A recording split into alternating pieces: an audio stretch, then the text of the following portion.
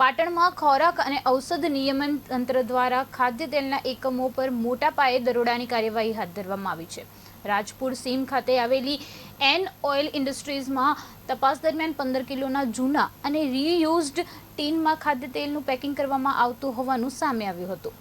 અધિકારીઓએ અંદાજે ₹12.1 લાખથી વધુ કિંમતનો 7,331 કિલોગ્રામ જથ્થો જપ્ત કર્યો હતો અને 145 ખાલી જૂના ટીનનો સ્થળ પર જ નાશ કર્યો હતો.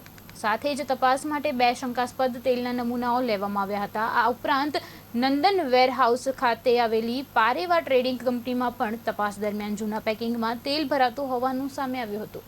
અહીંથી અંદાજે ₹4.12 લાખથી વધુ કિંમતનો 598 કિલોગ્રામ અને 1516 લીટર શંકાસ્પદ જથ્થો જપ્ત કરવામાં આવ્યો હતો. તેમજ 288 ખાલી ટીનનો નાશ કરવામાં આવ્યો હતો. બંને પેઢીમાંથી કુલ 5 નમૂનાઓ લેબોરેટરીમાં તપાસ માટે મોકલવામાં આવ્યા છે અને બંને સંસ્થાઓને ઇમ્પ્રુવમેન્ટ નોટિસ આપવામાં આવી છે. લેબ રિપોર્ટ આવ્યા બાદ ફૂડ સેફ્ટી એક્ટ હેઠળ કડક કાયદેસરની કાર્યવાહી કરવામાં આવશે.